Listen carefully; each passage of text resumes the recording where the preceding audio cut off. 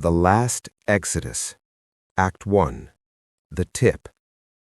The air tasted wrong that morning. Not different, not new, just worse. Like something invisible had shifted while everyone was asleep, and now we were breathing the consequences. The city was awake. It always was. People moved through the streets with purpose, heads down, eyes forward, like if they just kept going, they wouldn't have to notice what was happening around them. Digital billboards flickered overhead. Air quality warning, limit outdoor exposure. No one slowed down. No one ever did anymore. We didn't panic when the air started changing. We adapted. Masks became normal. Filters became essential. And denial became survival. My name is Daniel Cross. I'm a reporter, or at least I used to be, back when stories mattered, back when exposing the truth still changed something. Now, truth just gets buried faster. The message came in at 6:12 a.m., encrypted, untraceable, which meant one thing: it mattered. No greeting, no explanation, just coordinates, a time, and one line. They're leaving. I stared at it longer than I should have, because messages like that don't come with context. They come with consequences. The meeting point was beneath the city, old transit tunnels, abandoned years ago after flooding made them unstable, which made them perfect. No cameras, no witnesses. He was already there when I arrived, standing in the dark like he belonged to it. "Daniel Cross," he said quietly, "you came alone?" "Depends who's asking." He didn't smile, didn't move closer. Just enough light caught his face to tell me two things. He was important, and he was afraid. "I don't have much time," he said. "They're accelerating everything." "Who is?" He hesitated, like saying it out loud made it real. "The ones who aren't planning to stay." That got my attention. "Start making sense," I said. He took a step forward, lowered his voice. "Have you noticed the launches?" I frowned. "Private companies launch things all the time." "Not like this," he snapped. "Not coordinated, not hidden, not disappearing from records." My pulse slowed, focused. "What kind of launches?" His eyes locked onto mine, and for a moment I saw it. Not fear, not paranoia, certainty. "The kind," he said, "that don't come back." Silence stretched between us. "They're not resupplying satellites," he continued. "They're not testing new tech." A breath. "They're leaving." "Leaving what?" I asked. He stepped closer. So close now I could hear the strain in his breathing. "Earth." The word didn't land right. It just hung there. "Impossible. That's not—" A sharp crack split the air. For a second I didn't understand what I'd heard. Then his body jerked, and the world snapped into place. Gunshot. He staggered backward, hit the ground hard. "Hey! Hey!" I dropped beside him, hands already pressing against the blood spreading across his chest. Too fast. Way too fast. "Stay with me," I said. "Stay with me. Who is they? What are you talking about?" His eyes struggled to focus, locked onto mine. Desperate. His hand grabbed my jacket, pulled me closer. I leaned in. "Where?" I whispered. "Where are they going?" His lips moved. Barely. 2 words. "The moon." His grip loosened, and just like that, he was gone. Silence flooded the tunnel. Then, footsteps. Not mine. I looked up, and for the first time, I realized I wasn't alone anymore. Act 2. Investigation. There's a moment after something happens where the world hasn't caught up yet, where everything looks the same, but nothing is. By the time I made it back to the surface, the city hadn't changed. It never does. That's the thing about collapse. It doesn't announce itself. It blends in. I didn't go home. Couldn't. Not yet. Instead, I went to the only place that still made sense, my office, if you could call it that. One room, one desk, one flickering overhead light, and a wall covered in stories no one cared about anymore. I replayed the conversation over and over. They're leaving. The launches. The moon. It sounded insane, which is exactly why I couldn't ignore it. I started digging. First, launch records, public databases, private filings, international logs.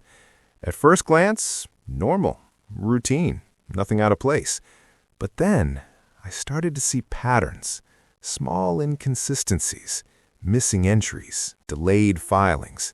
Then bigger ones, entire launches, gone. No record, no debris, no return trajectory, just gone. My chest tightened. Okay, I muttered. Okay, that's not normal. Next, I checked on people. I pulled names, cross-referenced wealth indexes, political rosters, corporate leadership. And that's when it hit me. They weren't just disappearing. They were vanishing cleanly. No scandals, no deaths, no announcements.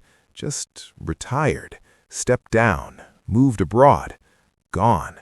All at the same time, all with one thing in common: power.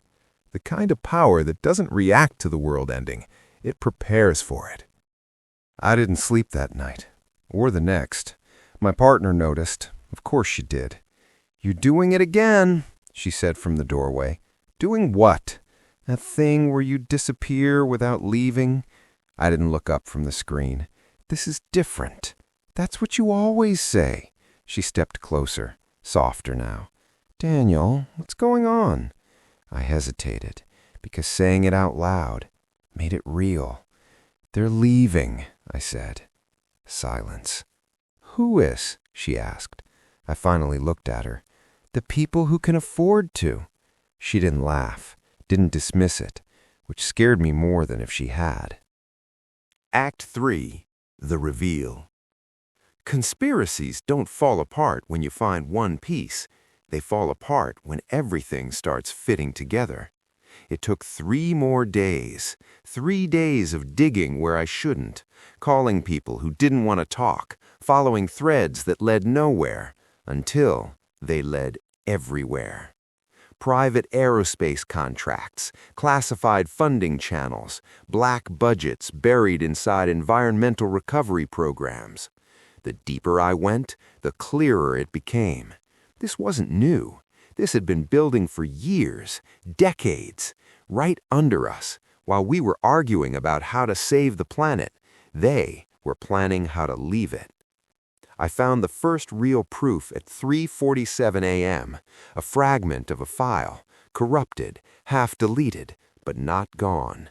A blueprint, circular structure, layered sectors, agricultural zones, atmospheric regulators, and at the top, a designation: Lunar Habitation Network, Phase 7. My breath caught. Phase 7? Which meant 6 had already been completed.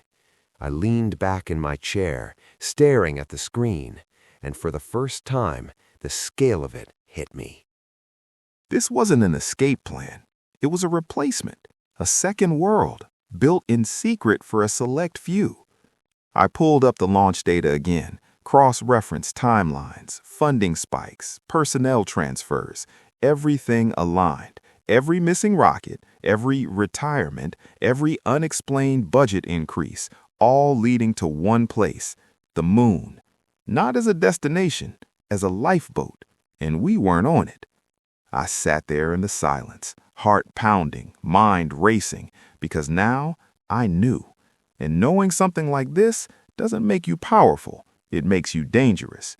A notification blinked on my screen. Unknown sender, one line. You should have let it go. Then everything went dark. Act 4. The deal. Power cut. System dead. And somewhere, far above the poison sky, rockets were still launching, leaving us behind. Truth doesn't get you killed. Being heard does.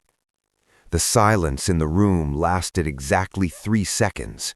Then the door slammed open. 3 men entered, dark suits, no insignias, no hesitation. "Daniel Cross," one of them said, "you've been difficult to reach." I didn't move, didn't speak, because this wasn't an arrest. This was something else. "You accessed restricted files," another said, stepping inside. "Classified systems. That's a federal offense." "Then arrest me," I said. My voice sounded steadier than I felt. The first man smiled, not kindly. "If that's what we wanted, we wouldn't be here." They closed the door behind them, locked it, not for security, for privacy. "You know," the first man continued, "most people in your position don't get options." "Options?" I asked. He stepped closer, slow, controlled. "You found something you weren't supposed to find." A pause. "But you also proved something." "What's that?" "That you're smart enough to understand what it means." I let out a breath, short, sharp. "Say it." His eyes locked onto mine. "There is no saving Earth." The words didn't shock me, not really. I had already started to believe it, but hearing it said out loud finalized something. "There is only continuation," he added. "And I'm guessing I'm not part of that," I said. He tilted his head slightly. "That depends on you." My stomach tightened, because I already knew where this was going. I just didn't want to hear it. "You have a family," he said. That did it. Everything in me snapped into place. "You don't get to bring them into this," I said, stepping forward. For the first time there was heat in my voice, real anger. "Oh," he replied calmly, "we already did." He slid a tablet across the desk. I didn't want to look, but I did. Live feed. My partner, my child, at home, normal, too normal. She was in the kitchen, our child sitting at the table, talking, laughing, and behind them, a man, standing still, watching. "They're safe," he said, "as long as you make the right decision." I stared at the screen, trying to memorize it, every detail, because suddenly it felt fragile, temporary. "What do you want?" I asked. "Silence," he said, "and cooperation. And in return, a beat, long enough to matter. You and your family get seats." The room went quiet, not physically, internally. Seats, not a possibility, not a negotiation, a selection. "On the moon," he finished. I laughed, once, dry, bitter, because of course that's what this was. Not a deal, a transaction. "You want me to help you bury the truth so I can survive it?" "No," he said, "we want you to understand something." He leaned closer, close enough that I could see it now. Not just control, conviction. "There is no version of this where you expose us and win." Silence. Heavy. Absolute. I looked back at the tablet, at my family, and something inside me twisted, because I knew he was right. I had spent years believing the truth mattered, that if you showed people what was really happening, they would act, they would change things. But when the air got worse, what did people do? They adapted. When systems started failing, what did they do? They adjusted. No one stopped it. No one ever does. "You can be right," he continued softly, "or you can be alive." I closed my eyes, just for a second, and memories hit all at once. Not big ones, small ones. My child laughing over something that didn't matter. My partner falling asleep on the couch. a normal day that I hadn't realized was valuable. And then another thought, one I didn't want. If I say no, what happens to them? I opened my eyes, looked at him, really looked. "How many?" I asked. A flicker of surprise, small, but there. "Excuse me?" "How many people said no?" Silence. That told me everything. "They made their choice," he said finally, carefully. "No," I replied. "They made yours." For the first time, his expression changed, just slightly. "You're not wrong," he said. That was worse than denial. "Let me guess," I continued. "People like me, we're useful." He didn't answer. Didn't need to. "You don't just want silence," I said. "You want control of the story." Now he smiled, a different kind this time. "People trust you," he said. "They used to." A pause. "They still might." There it was. "You want me to help sell this," I said, "to make it sound like something it's not." "We want you to help people understand reality," he replied. I almost laughed again. Reality. "You mean the version where the people with power leave everyone else behind?" I asked. "No," he said. "I mean the version where humanity continues." I shook my head. "That's not humanity," I said. "That's a lifeboat." Another pause. Then, yes. No denial, no spin, just truth. And somehow, that made it harder. Because he wasn't pretending to be the good guy. He was just choosing survival and expecting me to do the same. I looked at the screen again, at my family. "They don't know," I said quietly. "No," he replied. "They trust you." That landed, harder than anything else, because that's what this really was, not a choice between truth and lies, a choice between betrayal and loss. I took a breath, slow, controlled. "What happens after?" I asked. "After what?" "After we leave," I said. "What happens to everyone else?" Silence. Longer this time. Then, "They adapt." The same word. Again. The one that had been carrying the world on its back for years. "They survive," he added. I nodded slowly. Because that was the lie. Not that they'd die, that they'd be fine. And for the first time, I realized something. This wasn't about saving humanity. It was about deciding which part of it mattered. And I had just been invited to choose. I closed my eyes again, saw my family, heard my child's voice, felt the weight of everything I believed in pressing against everything I couldn't lose. And then I made the decision. "Okay," I said. The word felt small, insignificant. But it wasn't. It was the moment everything changed. The moment I stopped being a reporter and became part of the story. The moment I chose, not what was right, but what I couldn't live without. The man nodded once, like he had expected it all along. "Good," he said. And just like that, the truth didn't matter anymore. Only survival did. Act 5. The Exodus. There's no ceremony at the end of the world. No speeches, no countdown anyone hears. Just quiet departures. They came at night. Of course they did.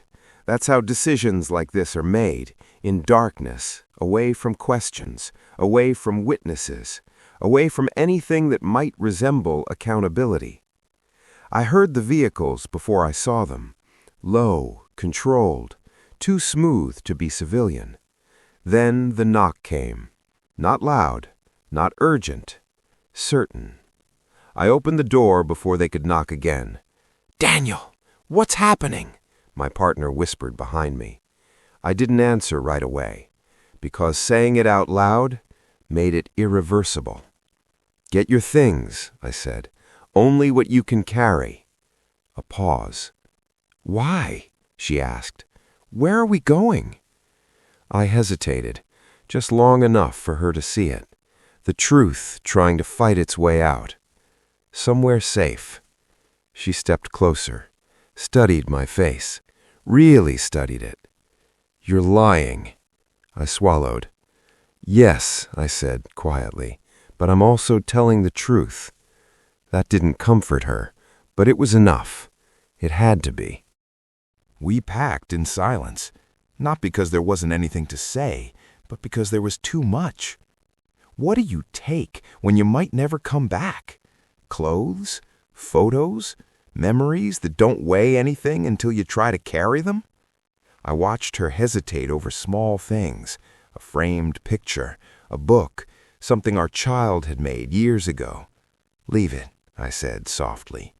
She didn't argue. That was worse. Our child stood in the doorway, watching us.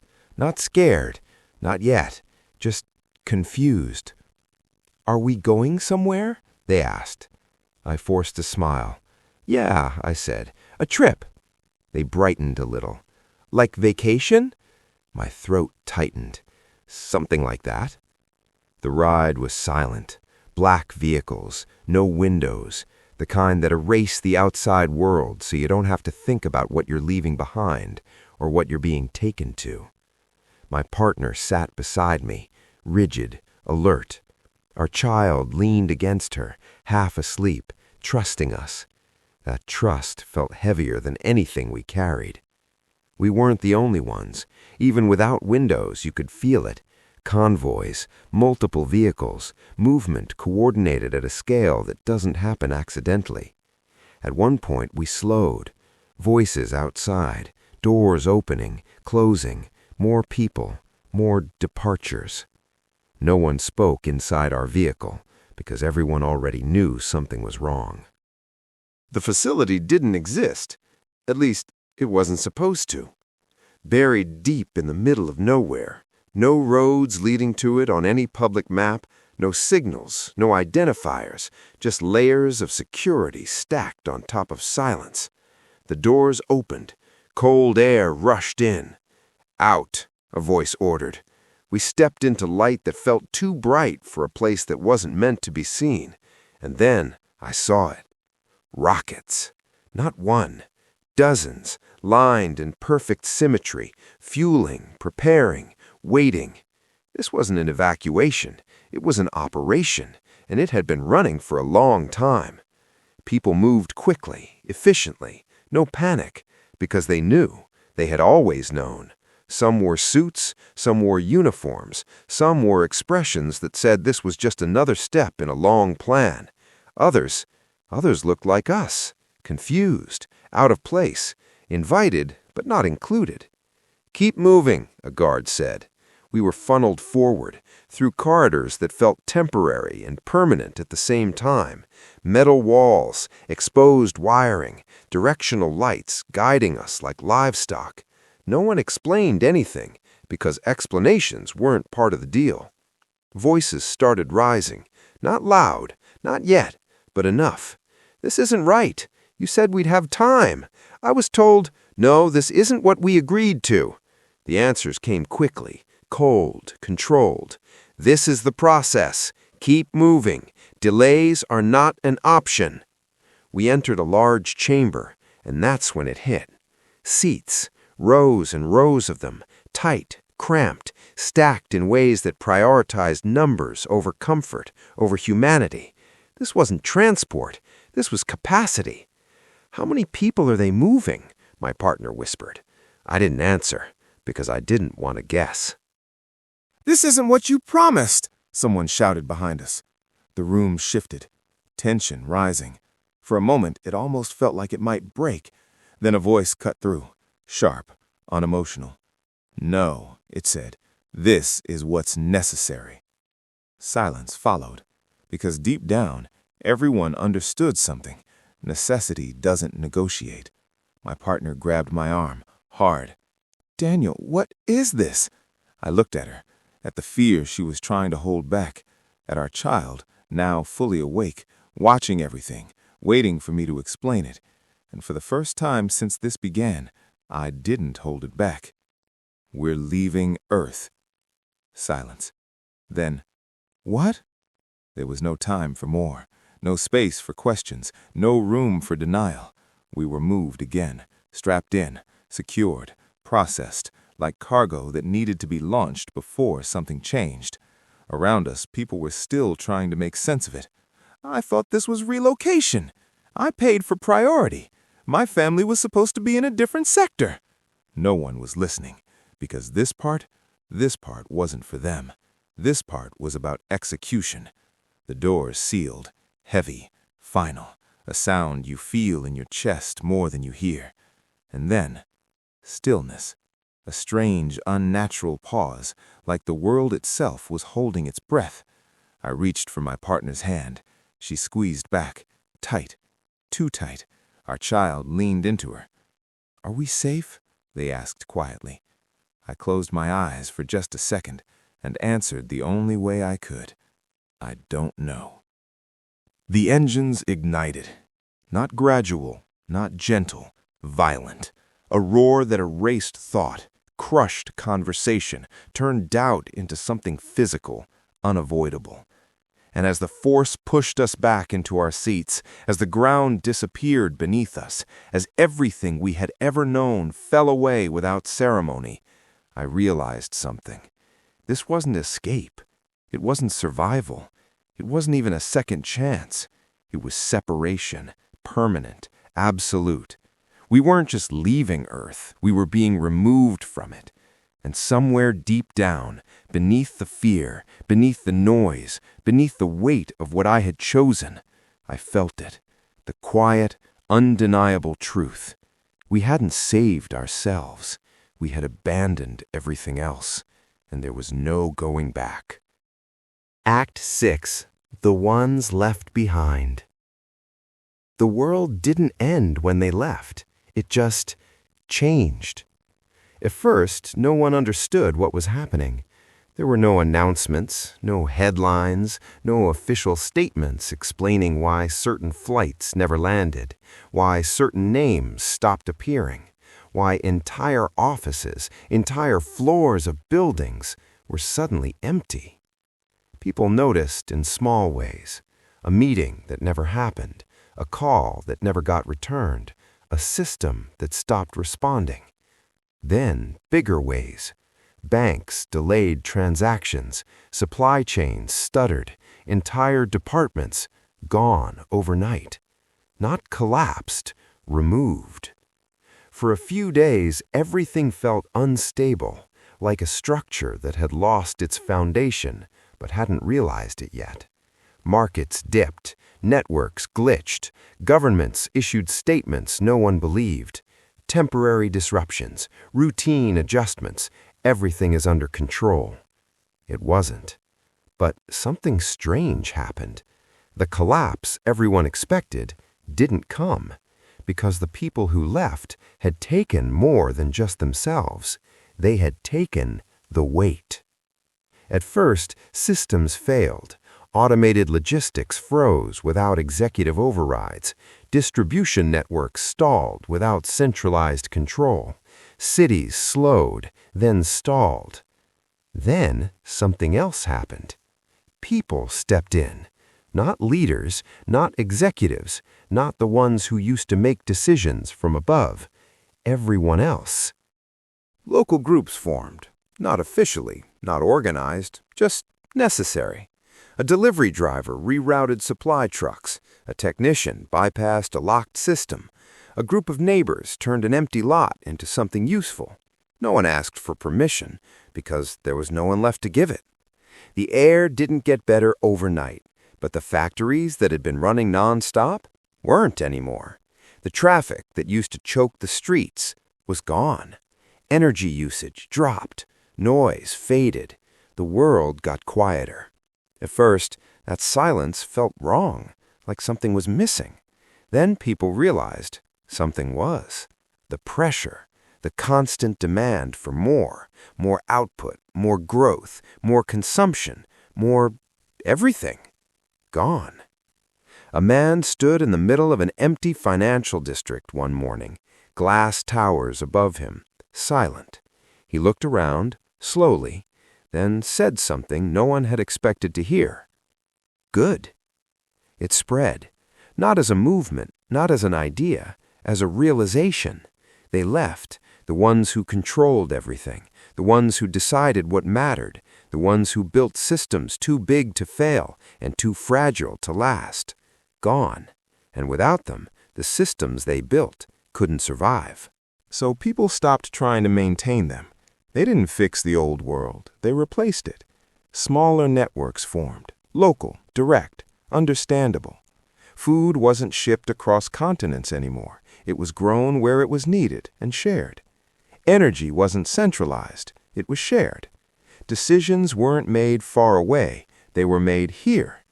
It wasn't perfect, not even close, but it worked.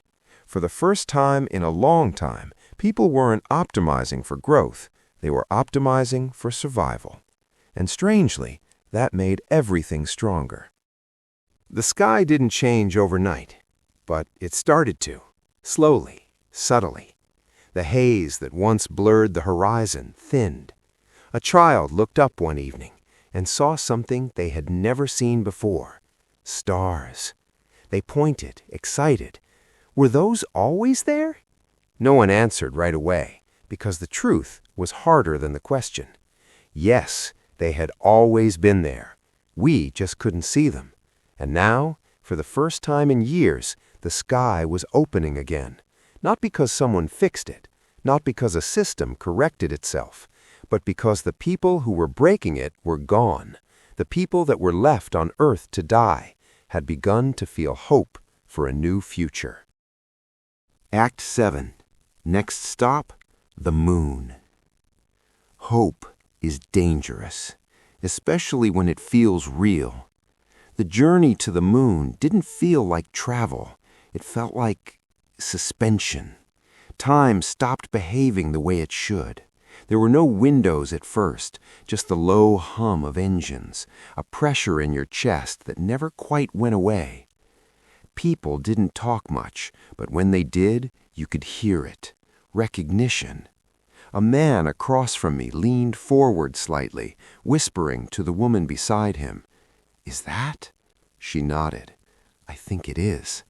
A famous actor, a tech billionaire, a former head of state. Every face I recognized was a headline. Every person on that ship had paid to be there. Not thousands, millions, maybe more. I caught fragments of conversation drifting through the cabin. They said Phase 7 was nearly complete. My family secured 4 seats. We were lucky to get in before the final cutoff. Lucky. That word stuck with me, because no one here looked lucky. They looked relieved and terrified. My partner squeezed my hand. "Daniel, who are these people?" I didn't answer right away, because I already knew. They're the ones who could afford to survive. Silence. Our child slept through most of it, probably for the best. At some point, gravity shifted. Not gone, just different. A voice came over the intercom. "Prepare for lunar insertion." No applause, no excitement, just quiet. Because deep down, everyone understood something. This wasn't exploration. This was abandonment. Then, stillness. A pause so complete it felt unnatural. We've arrived. The doors opened and light poured in. Not harsh, not artificial. Soft, warm, controlled, perfect. We stepped out slowly, and for a moment no one spoke, because it was beautiful, not just functional, designed. Green spaces stretched outward in curved sectors. Artificial sky panels glowed with a perfect gradient of blue. Water flowed in narrow streams, too clean, too precise. "Dad," my child whispered, "look at the sky." I did, And even though I knew it wasn't real, it felt more real than Earth ever had. For the first time in years, breathing didn't hurt. A man approached us, calm, composed, like he had been waiting. "Welcome," he said, "to Lunar City 1. I looked around, at the scale of it, the perfection, the illusion. "Is this all of it?" He smiled slightly. "No." A pause. "This is just what we're ready to show you." Act 8. The First Failure. It didn't happen all at once. Failure never does. At first, it was just a delay, a scheduled cycle pushed back, a maintenance notice extended, a system flagged for review instead of repair. Nothing urgent, nothing alarming. That's how it starts. I was in Sector 2 when the lights flickered. Not off, not completely, just unstable. A brief stutter in something that wasn't supposed to stutter. People noticed. Of course they did. But no one said anything, because everything here was supposed to be perfect. The announcement came seconds later. Calm, controlled. Temporary fluctuation in energy distribution. No action required. No action required. That phrase again. The lights stabilized. Conversations resumed. And just like that, it was over. Except it wasn't. The next day, food distribution ran late. Not by much. 10 minutes, then 20, then an hour. People checked their schedules, refreshed their devices, waited. When the doors finally opened, the portions were smaller. Not noticeably, not officially, just enough that you felt it if you were paying attention. Most weren't. Supply chain adjustment, the system said. Efficiency optimization. That word again. By the third day, people started asking questions. I heard it in passing, quiet conversations, whispers that didn't want to become statements. "Did you notice? It's probably nothing. They said everything is stable." That night, the alarms went off. Not loud at first, a low tone, almost polite, like the system was apologizing. Then louder, sharper, impossible to ignore. I was awake before I realized I was moving. My partner sat up beside me. "What is that?" she asked. I didn't answer, because I already knew. Something had gone wrong. The corridor outside was full, people stepping out of their units, looking around, waiting for instructions. They didn't get any. "Remain in your assigned sectors," the system repeated. "Technical teams are addressing the issue." "Issue?" A man down the hall shook his head. "This isn't normal," he said. No one argued. The air felt different. Not bad, not yet, but thinner, subtle, like something had been turned down just slightly. I felt it first in my chest, a pressure that shouldn't have been there, a resistance in every breath. Others noticed too. You could see it, people breathing a little deeper, a little faster, trying not to make it obvious. Then someone said it, too loud, too clear. "Is the oxygen dropping?" Silence, the kind that confirms something before anyone answers. "Remain calm," the system said. "Atmospheric levels are within acceptable thresholds." Acceptable. That word landed wrong, because acceptable isn't the same as safe. A child started crying somewhere down the corridor. Sharp, panicked. A woman tried to calm them. "It's okay," she said quickly. "It's just a system adjustment." Adjustment. Everything here was an adjustment, until it wasn't. The lights flickered again, longer this time, darker, and then a section of the corridor sealed. Metal doors dropped from the ceiling, fast, final, cutting off part of the station without warning. People jumped back, startled, confused. "What is that?" someone shouted. No answer, just the system, cold, measured. "Section 3 temporarily restricted. Please remain in designated areas." Temporarily. I stepped closer, watching the sealed barrier, listening. Nothing. No sound from the other side. No movement. No explanation. Just separation. A man moved toward the door, pounded on it. "Hey, is anyone in there?"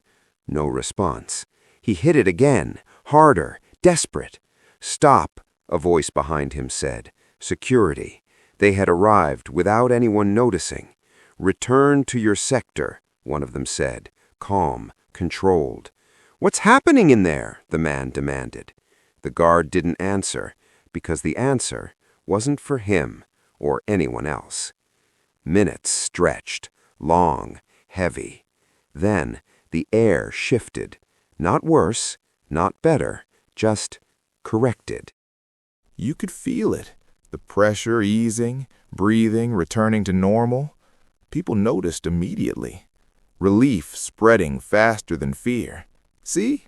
someone said quickly. "It's fine. They fixed it." Fixed. The alarm stopped, the lights stabilized, the system spoke again. Issue resolved. All systems operating within normal parameters. Normal. Like nothing had happened. But something had.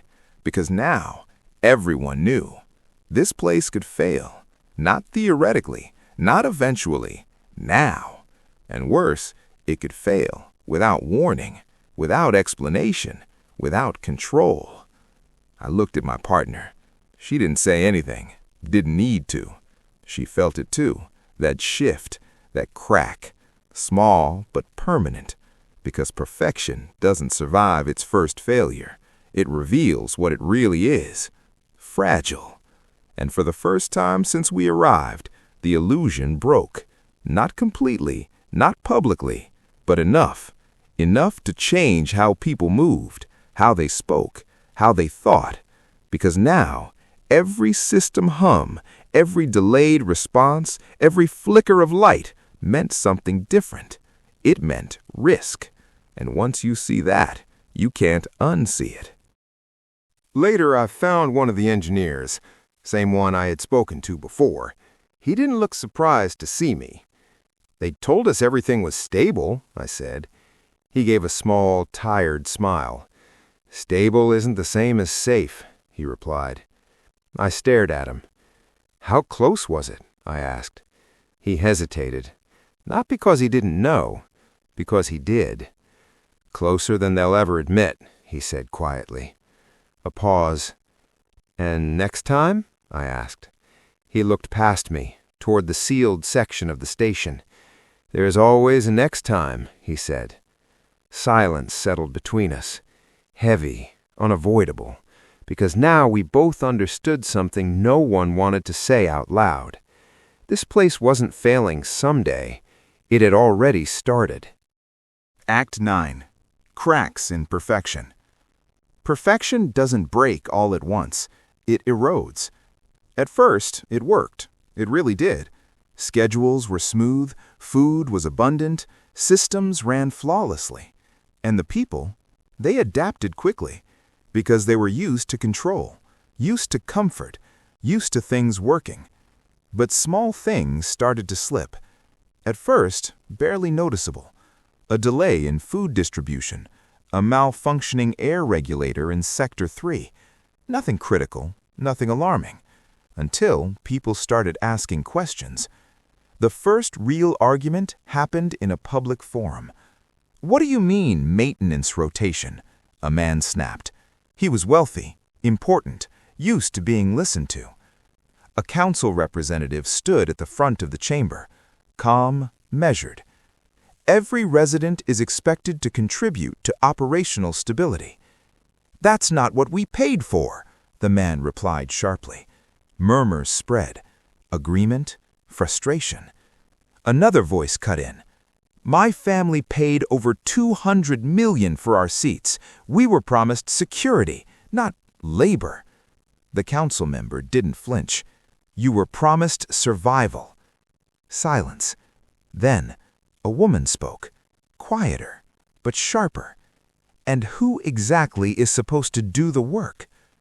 No one answered, because everyone knew the truth. The engineers were there, the scientists, a handful of specialists, but not enough, not nearly enough, Because the people who built systems weren't the same people who maintained them, and the people who could maintain them couldn't afford to be here. Later that night, I spoke to one of the engineers. Systems are stable, he said, but stability isn't sustainability. What's missing? I asked. He gave a dry laugh. Everything no one wanted to pay for. Which is labor. A pause. Real labor. The council formed soon after. Not elected, selected, a mix of political leaders, corporate executives, and strategic advisors. Their goal? Control the system, extend survivability, and maintain order. Publicly, they called it the Continuation Initiative. Privately, it was something else, a balancing act between resources and reality. At home, my partner sat quietly one night. "This place feels wrong," she said. "How?" She struggled to explain.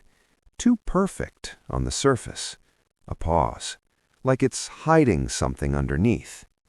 I nodded, because I felt it too. They had built a perfect world for people who had never had to keep one running. Act 10, 10 years later. Time doesn't fix systems, it exposes them. 10 years passed, not all at once, but steadily, quietly, until one day you noticed things were not the same. I started digging again. Old habits don't disappear, they wait. And this place, it had secrets. The farms were the first clue. Automated, efficient, impressive. Rows of controlled agriculture systems, nutrient-fed, light-regulated. But when I accessed internal reports, the numbers didn't match. Production was down, not dramatically, but consistently. I tracked it further. Water systems, recycling units, moisture vaporators pulling trace humidity from the air. Ingenious, but limited. A technician walked me through it quietly. "We recycle about 93%, he said, which sounds good until you realize the 7% we lose is permanent. "Can you replace it?" I asked. He shook his head.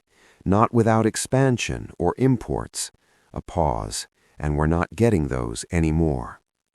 Food shortages followed the same pattern, subtle, gradual, portions reduced, variety eliminated, efficiency over comfort.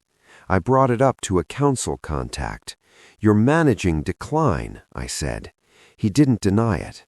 "We're optimizing sustainability. That's not the same thing. It is when expansion isn't an option. And why isn't it?" Silence. Then, "Because we don't have the materials, a beat, or the workforce." There it was again. "Are we running out?" my child asked one night. Older now, aware. I hesitated. "We're adjusting."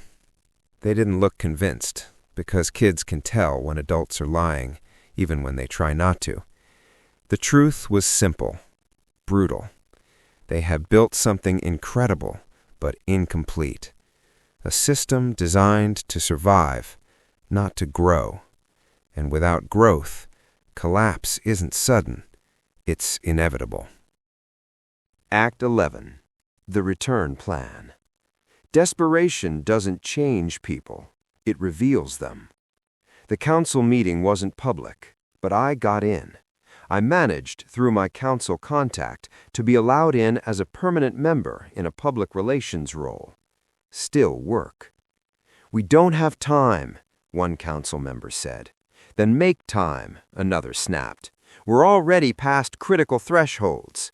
Arguments layer over each other. Data, projections, decline curves. Then, a single voice cut through. Calm, decisive. "We go back." Silence. "To Earth?" someone asked. "Yes." The room shifted, tension turning into something else. Hope.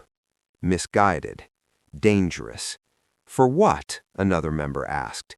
The answer came without hesitation. Resources and workforce. There it was. said plainly, no sugarcoating. "You think people will come?" someone challenged. The response was immediate. "Why wouldn't they?" A few nods. "They're dying down there. Collapsed infrastructure, toxic air, limited food. They'll see this place as salvation." I leaned forward. "And what happens when they get here?" I asked. A glance. Annoyance. "They contribute." "You mean they work. They survive." Another voice joined in, more cautious. "And what do we offer them?" "Opportunity," another council member answered. That word again. Rebranded survival. I spoke again. "You left them." No one responded. "You abandoned Earth. And now you expect them to save you?" Silence. Then, "We're offering them a future," one council member said. I shook my head. "No." A beat. "You're asking them to fix the one you broke." But the decision had already been made.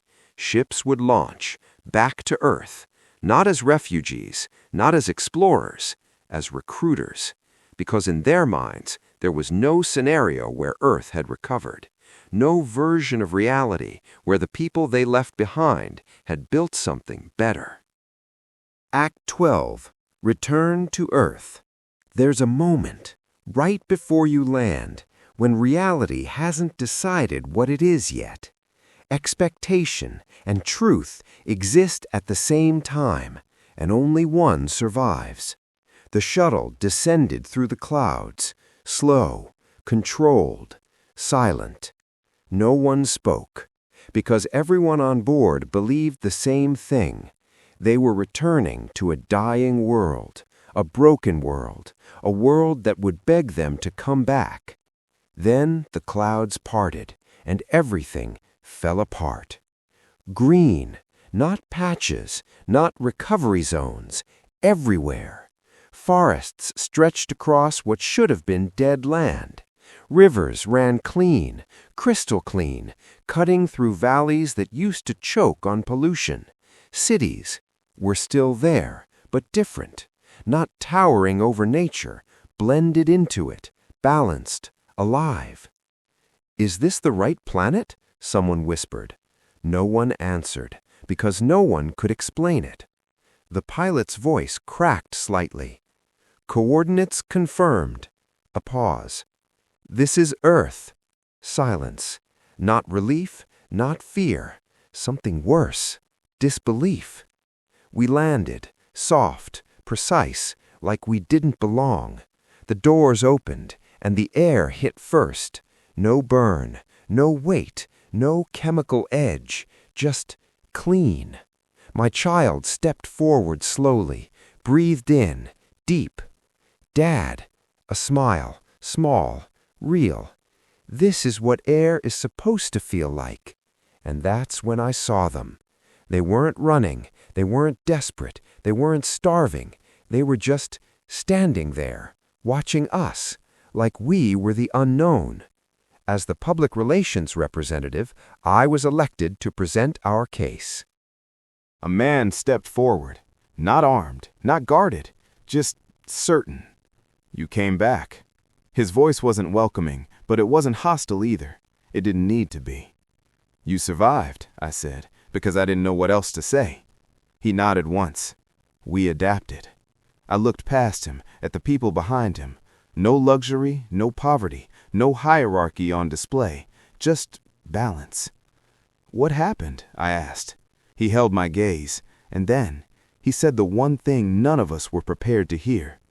"You left." A pause. The wind moved softly through the trees behind him. "And when you did," he gestured outward, to the forests, the rivers, the sky. "Everything got better." No one spoke, because no one could. Behind me, someone whispered, "That's not possible." The man heard it. Of course he did. "It is," he said calmly, "when the systems that were breaking the world disappeared." That landed hard. I felt it then. Not guilt, not regret, something deeper, understanding. "You mean us," I said quietly. He didn't hesitate. "Yes." Silence. Heavy. unavoidable. You took the wealth. You took the power. You took the systems that prioritize growth and personal wealth over survival. A step closer. And when you left, a beat. We were forced to build something else. What? Someone behind me asked. He turned slightly, just enough. Something that works. Another voice, sharper now. You expect us to believe you built a better world without us. The man smiled slightly, not arrogantly, just honestly. We didn't build it without you. A pause. We were able to build it because you were gone. That hit harder than anything else. My partner's hand found mine, tight. Daniel, she whispered. I didn't answer, because I couldn't stop looking at them. They weren't impressed, they weren't intimidated, they weren't even curious. They were finished with us. Behind me, one of the council members stepped forward, trying to regain control, trying to reassert relevance. We're not here to debate, he said firmly. We're here to offer partnership. That word again. The man's expression didn't change. What kind of partnership? The council member straightened, confident, familiar. We have technology you don't. We have infrastructure. We have access to labor, the man interrupted. Silence. You came back, he continued, because your world is failing. No one denied it. You need resources, and you need people. Another step forward, closer now. And you think we'll just go with you? A long pause. Then the council member said it. You'd be safer. That was the wrong answer. The man nodded slowly, like something had just been confirmed. We're not afraid anymore. And that's when everything changed. More people stepped forward, not aggressively, not defensively, just present, unified. We solved scarcity. We stabilized population. We rebuilt ecosystems. We removed the need for excess. Each statement landed like a verdict. You escaped the problems that you caused, he said, and without you, we were finally able to resolve them. Silence. Then, the final line. You made your choice. A pause, now heavier, final. Now we've made ours. Behind me, I could feel it. Tension, fear, realization. Because for the first time since this all began, the people who left Earth weren't in control anymore. I stepped forward, just slightly. What happens now? I asked. The man looked at me, really looked, like he was measuring something. Then he said it. That depends. A pause. Are you here to take? Another. Or are you ready to live differently? Silence. Because that question wasn't for the council. It was for all of us. Behind me, I heard it, quiet but unmistakable, a whisper. We can't go back. And they were right. Not to the moon, not to what we built, because standing there, breathing air that didn't belong to us anymore, I finally understood. We thought we were the future of humanity, but we weren't. We were a warning. And Earth had already moved on. As we turned back toward the ship, uncertain, unwelcome, unneeded, the man's voice followed us, not loud, but impossible to ignore. If you come back again, a pause, come as equals, or don't come back at all. The hatch closed, and for the first time since we left Earth, the moon felt small. Do you think that if the ultra-rich and major world power leaders would leave the Earth, the rest of us would find a way to get along, make decisions faster, and look after the Earth? Let me know in the comments how you think things would work out. If you enjoy immersive audiobooks like this, make sure to subscribe to the channel and turn on notifications so that you will be advised when the conclusion of this 2-book series is posted.